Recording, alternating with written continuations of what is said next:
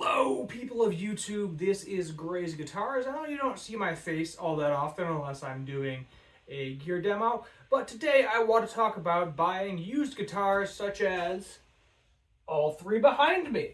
So, when buying a used guitar specifically, there are a lot of things you should be looking for, and a lot of things I think you should actually know how to do before you purchase the instrument, especially if you're new and just starting out. If you have some general knowledge, then not that big of a deal. But if you don't know how to do specific things, it can cost you a lot more than you think it's going to cost. Now, let's say you're looking at a Squier Strat. Typically, a brand new one of those in a package bundle can be found for somewhere between $200 to $300 with an amp. It's not a great guitar, it's not a bad guitar, but you usually have to pay to set it up. You might need to put some new strings on it, you might need to adjust the height, you might need to adjust the truss rod, and this can also be said of new instruments. However, typically, if you buy the instrument new, a lot of the places that you buy it from, unless you're buying it online or unless you're buying it from a retail store like Walmart or Target, they will work with you to set it up. Basically, that means they're going to take it out of the box. They're going to make the guitar very comfortable to play for a beginner or really anyone that wants to play the instrument.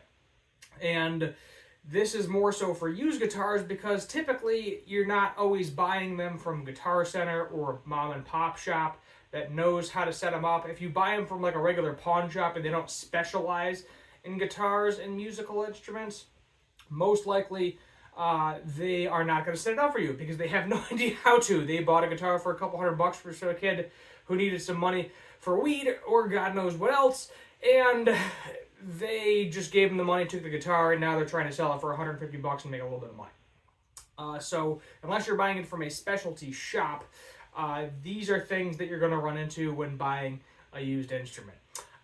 The first and foremost is you're probably going to need to change the string, because I know a lot of people that do not change their strings very often, such as myself, or I kind of change them when they get grimy and gross, maybe once a year or something, and I know a lot of people are like, oh, you only change your strings once a year.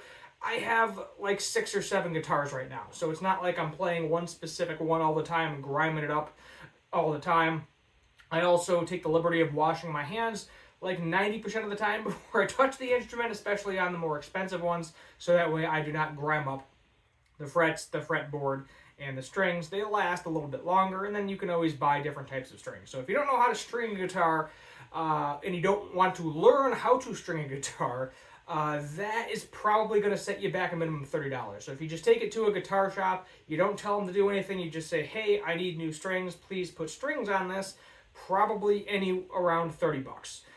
The next thing is, if the strings are super high off of the fretboard, extremely uncomfortable to play, if the truss rod isn't right, that falls into the realms of a guitar setup. And depending on where you go, it's typically $70 to $100 for a setup. If you have something with a tremolo, like a Strat, or more specifically a Floyd Rose tremolo, I don't currently have a guitar that has one of those on it, but that can set you back closer to the $100 mark, because then you're messing around in the back with the spring tension. Same with a regular Stratocaster too with the tremolo. You can be messing with the string tension while tuning. If you don't know what I mean, I'll actually take this one off the wall real quick because it doesn't have a back plate. There's 3 springs back here. When you tune the guitar, it messes with these springs too. And I have this decked down all the way so it doesn't really move, but if you want this floating and you want to actually be able to use the tremolo back here, then it can cause problems if you don't know what you're doing, because you have to adjust things with a screwdriver. And pickup height as well. If you're afraid of touching the pickup height, that's a fairly simple thing with a Phillips or flathead screwdriver, depending on the type of guitar you have. But at the same time, if you don't know what you're doing, you can go too high. You can pop a spring out, which is really annoying because then you get to de-string the entire guitar, pull the pickup out, thread the screw back through the spring. And I have had to do this once or twice with a used guitar because they adjusted the screw, made it too loose, the spring ended up slipping out, and you could not adjust the pickup height whatsoever because there was no spring tension on there anymore. Another category that can get very annoying very quick is electronics. So if something does not physically work on the guitar, if a switch is not working, if a wire is disconnected, if you have a dead pickup or something, this can get very annoying very fast. Electrical work on guitars isn't really all that cheap. If you own a soldering iron like I do and have some basic soldering skills, I can do a basic pickup swap. I can fix a loose wire on an input jack, rewire an input jack, something along those lines. But if you don't do that, you're going to go to a guitar shop, and I know the one time I had to have a input jack replaced, it was $20, and that's just an input jack. So I don't know how much she charged for pickup swaps. Guitar Center does do that for free, I found out. If you buy pickups through Guitar Center, they will swap them into your guitar for free, but that's not going to include a setup, and your guitar is probably going to need a setup because they're ripping all of the strings off of it and cramming a new pickup in there. So that's something that would be kind of a hidden cost too. So you think, oh, I just bought, a $250 pickup set, Guitar Center put it in there, and then they messed up my guitar because they put new strings on it or whatever, messed with the bridge or something unintentionally. It happens all the time when you're working on guitars. You unintentionally hit something. You have to redo the intonation. You have to redo the bridge height. You might have to finick with the truss rod a little bit if you're switching the types of strings. If you're not putting the exact same string gauge on, if you're going lighter or heavier, there's an issue right there as well. The most detrimental, I would say, or the worst possible thing that you could have to deal with in terms of cost is frets. So in terms of frets, we're going to grab the Squier again. If the guitar is basically like new condition, you don't have to worry about that. Or typically if it's a couple of years old, not always, you don't have to deal with this, but the frets are the metal pieces on the guitars. Most of you know this that are probably watching this video. A few of you might not know what it's called, so I'm bringing it to your attention. Over time, your steel strings, they are nickel-coated steel, will eventually wear divots in your frets. And this can take anywhere from an extremely long time where, you may have nickel frets on a guitar and you personally have a light touch, so you will never wear through them. However, some people are more heavy-handed and they will put a lot of pressure on the strings, a lot of pressure on the fretboard, and they will put dents in the frets. They will put dents in the fretboard, and if you have to replace a few frets, usually not that bad. Usually you can get away with it for around $100.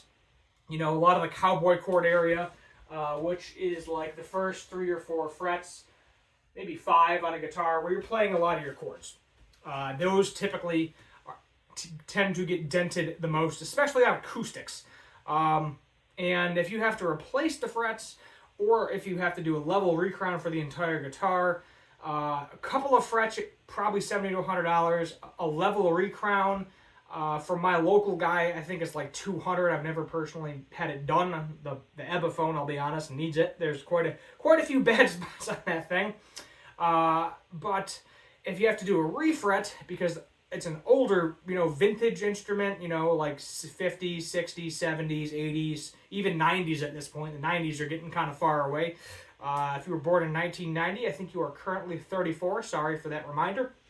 But you can have to rip out all of the frets, basically meaning you need whole brand new frets for the entire guitar, and that is going to set you back a minimum $300, possibly $400, depending on what type of guitar it is. Do you have fret nibs or not? Is it expensive? Is it like a Gibson Les Paul where you have fret nibs and you're trying to retain them? It can get really, really expensive. So that is kind of the biggest expense. So you could go buy a guitar used for $100. Let's say you think you're getting a great deal on a Gibson USA Standard, and you bought it for $500. Let's say it's like a 1980 Les Paul Standard. There goes my light. So we're going to try to wrap this up. And then you realize, oh, pickups don't work. Oh, needs a setup. Oh, here comes the fret dents. oh, output jack isn't working, oh, needs a full rewire, one of the pickups is dead, got to replace one of the pickups, needs new strings, needs a full setup, needs a complete refret, you can easily be into that guitar for another $700. And that's not including any finish work. If you want to have some sort of professional touch up the paint on a guitar, polish it, make it shine like new, that is also an expense that you may have to think as well. You know, heaven forbid you want to refinish a guitar. Don't refinish a guitar 90% of the time unless it's really, really bad and had like water damage or something.